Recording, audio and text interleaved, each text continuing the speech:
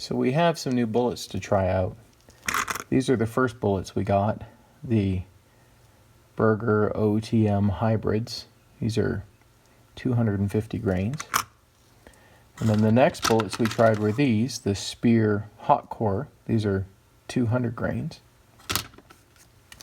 And then you probably remember that someone gave me these Hornady bullets. These are the Hornady interlocks. They're 250 grains. So hand-me-down, I've got about, I don't remember, I think I was given about 40 of them. I've used a few. These, however, are the new ones. These are what we're going to try next. These are the Speer Grand Slams. It's a 250 grain bullet. I've heard nothing but good about the Speer Grand Slams, and I found these in a local reloading shop. They were fairly inexpensive. I think it was like $35 for a box of 50. But then I went on the Speer website and I found that I got another box. They were selling them for $25 or something for 50. So I bought those too. So I've got about 100 of these Grand Slams. We're going to try these next. Now, everything I've heard about these Grand Slams is positive. I've heard some mixed reviews of these hot cores, that they're a good bullet, but at the 338, 378 Weatherby Magnum speed, they may be a little bit frangible. These Burgers, I don't have any doubt they're high quality, but I just haven't been impressed by them. And we'll take that as being my fault. We'll just assume that I don't know the right seating depth or something. These Hornadys have been really good. I actually took an elk with one of these, but I've only got like, whatever that is, 25 or 30 of them left. And I haven't seen those on the shelf. They may be starting to show up again soon. So I thought if I have 100 of these Grand Slams, I can try to work up a load with them. And we're back in a similar place to where I've been before, which is I have load data for these Hornady bullets. Hodgdon put some out on their website. I have load data for these Speer hot core bullets. I think I got it from Hodgdon's website, although I think the Lyman 50th edition manual has load data for both of these with the Hodgdon, the H4831. But of course, I don't have load data for this. So, going to Hodgdon's website, they tell me that if we have bullets of the same weight and material, that they should be more or less interchangeable. So what we're going to do is we're going to start with the load data for this bullet, which I do have, right? The starting load on this bullet is 95 grains of Hodgdon 4831, according to the Hodgdon website. And we're going to use it on this, the Speer Grand Slam. So we'll start with 95 grains, which is exactly the Hornady load data. And then we'll work ourselves up. Now the top load, the highest load that I can find in the Hodgdon website, or I think the Lyman manual actually agrees for this Hornady bullet, is 101 grains of the Hodgdon 4831. So we'll try working up towards that with this Grand Slam. We'll start at 95 grains, 95.5 grains, 96 grains, 96.5 grains, until we get something that seems to work.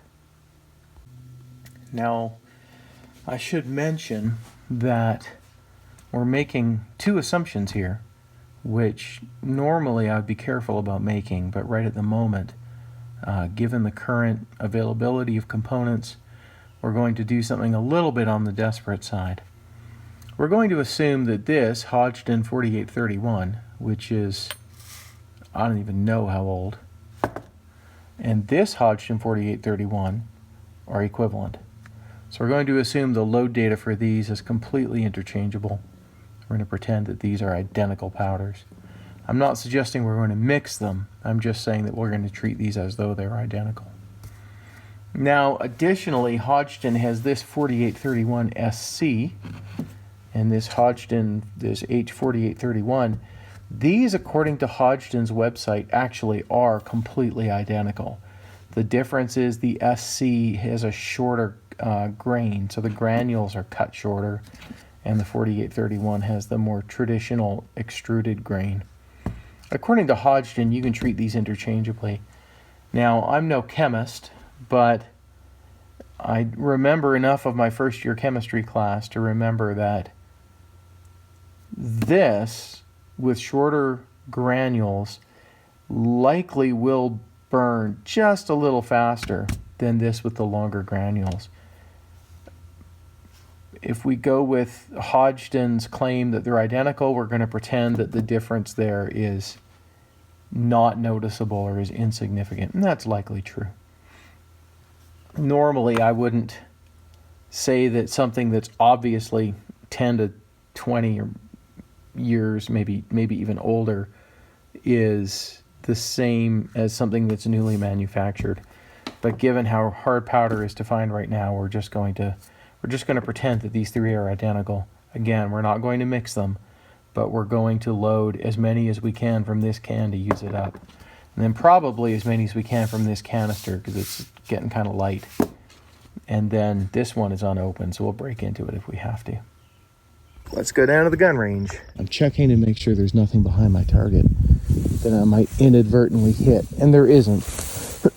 Number two, I want to make sure there's nothing kind of bedded down right around here that'll freak out. Obviously, this rifle's kind of loud.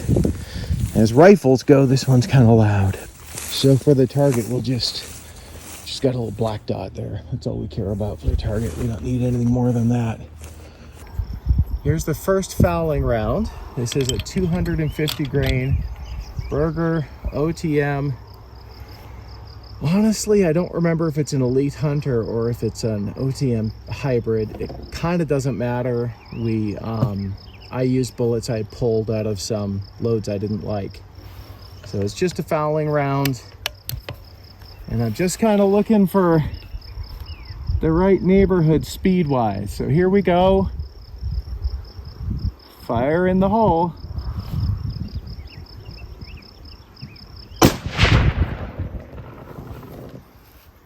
All right, chronograph reads 2871 on the first fouling round, which seems a little high to me. All right, we're gonna take the second fouling round. 2871, that seems kind of high. Let's see about this again. All right, fire in the hole. 2865.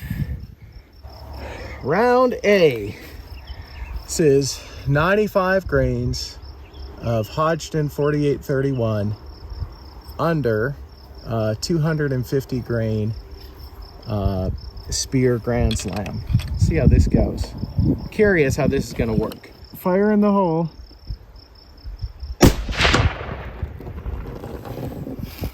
Okay. 2791. Its head stamp looks fine. Brass looks good. Primer looks fine. No pitting. Didn't have any trouble with the bolt. So at least the starting load seems like it works.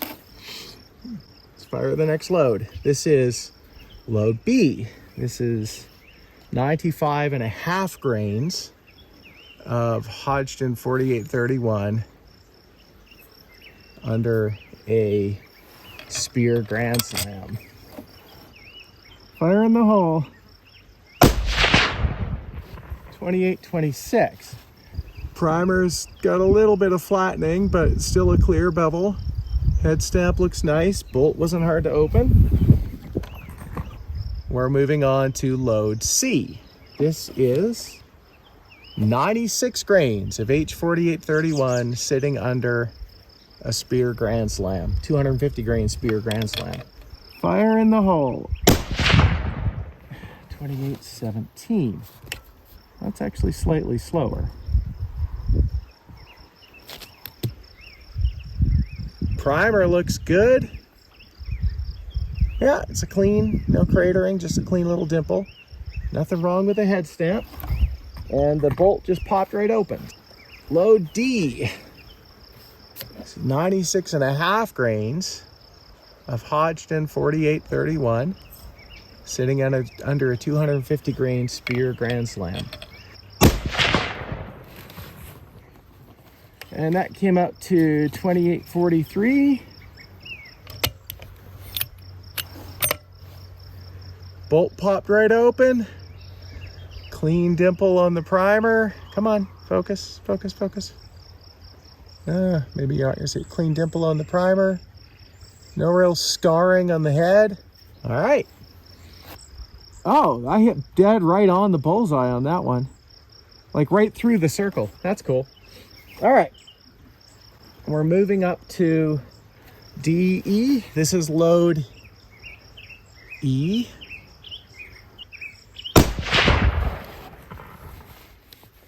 We took a pretty good jump in speed there to 28.95. This is again nice clean dot on my primer. Primer is a little bit flattened, which you'd expect. I mean, it's got an explosion going on, but nothing serious. And I think this is the piece. Of course, ultimately what we're hoping for is we put 3 rounds through here with 3 different loads and get exactly the same speed. Like, that would be ideal. That would be the load we know we want, but not real confident that's going to happen. All right, this is load F. This is the next one to go. So this is 97.5 grains of H4831 under this 250 grain Speer Grand Slam. Fire in the hole. 28.44. Now that's an interesting result.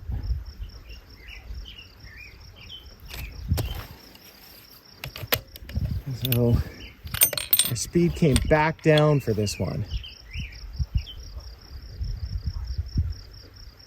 Looks good to me. Cleanly dimpled primer, a little bit flattened, but still a clear bevel. 98 grains of Hodgdon 4831 under a 250 grain Speer Grand Slam. Well, that's kind of what we expect. 29.03. It's been edging up a little bit. So we did find a low point there.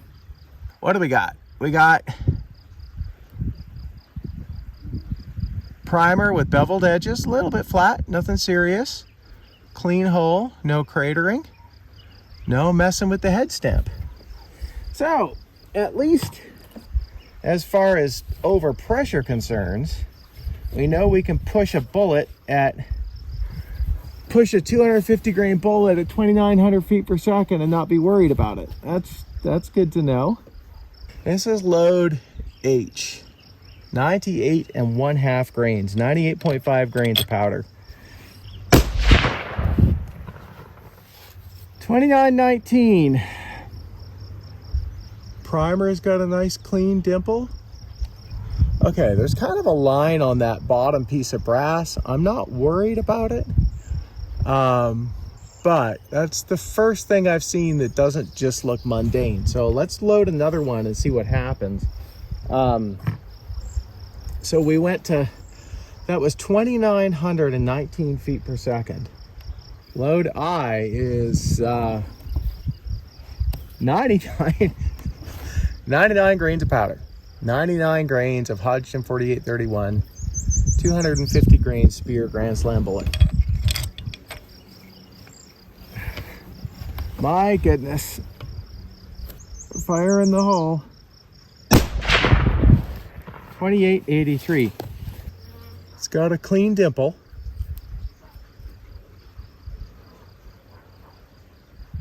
It's got a discernible bevel, slight flattening.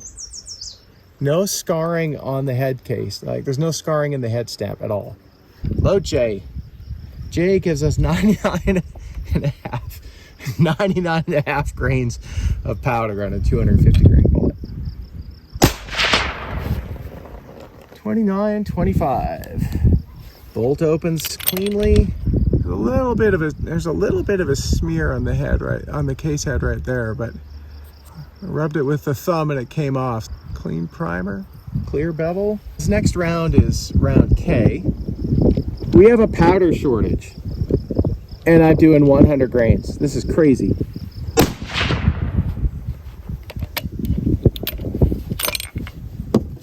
It's 29.48. 2,948 feet per second. So we've definitely kind of hit the point of diminishing returns. We're not going to get much faster than this. I think these are still costing me about $2 a round. Second to last load, 100.5 grains of powder. All right, here we go. 100.5 grains of powder. Here we go. I was wrong. It cleared 3,000 feet per second there. That's 3,001. That's the number I've been hoping to avoid, actually. Okay, there's still a clear bevel on that primer, but that is definitely the flattest primer we've seen yet. Still a clean dimple though. I'm not seeing cratering there. Okay, load M. The Mac Daddy load. This is the maximum. According to the Lyman manual, I should, with a quantity bullet, I should get 2,951 feet per second. Based on the numbers we're seeing, I'm guessing it'll be just over 3,000. It's 101 grains of powder under a 250 grain bullet. Fire in the hole. 3,004 feet per second. So half a grain, I got 3 feet per second. I hate to say it.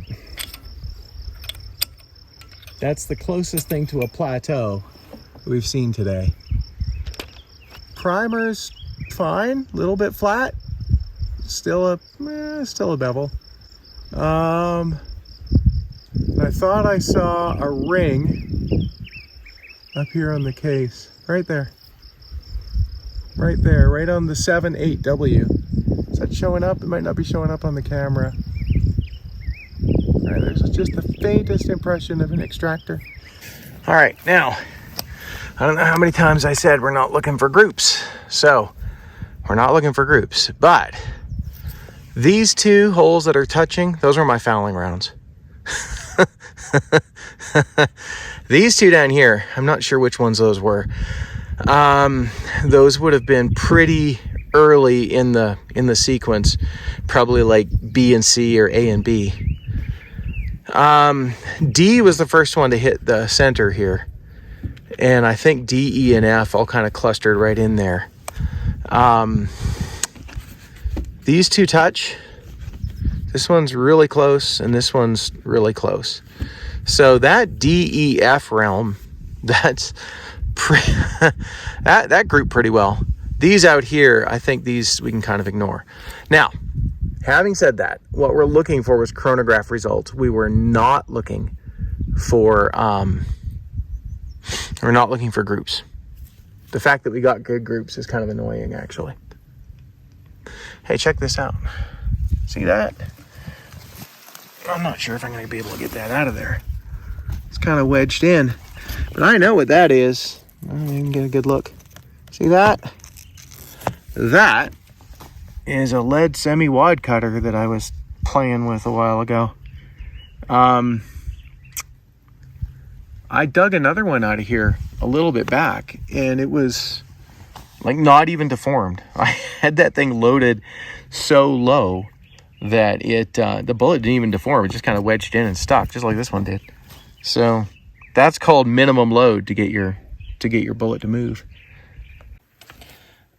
Okay, so we got some speed data for our shooting, for our test loads, and this is what they look like when we graph them out. So these you can see are the numbers I called out when we were actually doing the shooting. This is the powder charge, speed, and I put the cartridge base to ogive length here just so I'd have that on record too. And we got that. So what we're looking for is flat spots in our graph.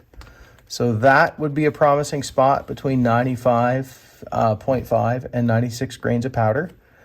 This is kind of a promising area between 98 and 99 grains of powder, although this spike in the middle may be a little hard to work with. This is the best we have as far as a flat spot, but this 101 grains of powder was where we saw some, well, what could be signs of pressure. They were pretty light, and they're actually kind of hard to identify now. That 101 grain cartridge was this cartridge, and honestly, when in the sunlight, I felt like there was a ring right here where the from the extractor in the brass, but not in the sunlight. I can't even see it. Actually, let's do a little experiment here. Let's see if a little bit of light can change things for us. So right where the 378 intersects with the Weatherby is where I thought I saw some extractor marks. I'm not even sure I can see that now. So maybe I will go with that was indeed a load that's safe to use. This had, like I say, 101 grains of powder. Okay, now, between 100.5 grains, get that in focus, between 100.5 grains of powder and 101 grains of powder, there was only a 3 foot per second difference. So this is easily the most stable point. The question is, do I want to be dumping that much powder in every shot? I would rather find a load somewhere down here where A, it's cheaper on powder, although that's not my main concern, and B, it's lighter on recoil. So I'd rather be a little bit lower, avoiding sort of the complications of wearing out a barrel at the 3,000 foot per minute, or 3,000 foot per minute. 3,000 foot per second neighborhood, you're starting to get into barrel burning area. And anything up in this end on the right-hand side is going to be a lot stiffer recoil than down here. So my completely frugal and recoil, I wouldn't say recoil averse, but in considerations of frugality and recoil make me think this is where we should explore. But I'm kind of curious if we can find something in here that gives us that significant speed increase and without getting up into the barrel burning range. So we'll take a look at that now. I'm going to have to give this some thought. I'm actually almost talked myself into loading 96-ish grains, maybe 95 and 3/4 grains, and seeing how I can get groups out of that. That would be very low recoil. It would also be a lower power bullet. We'd be talking down in the 2,800 foot per second range.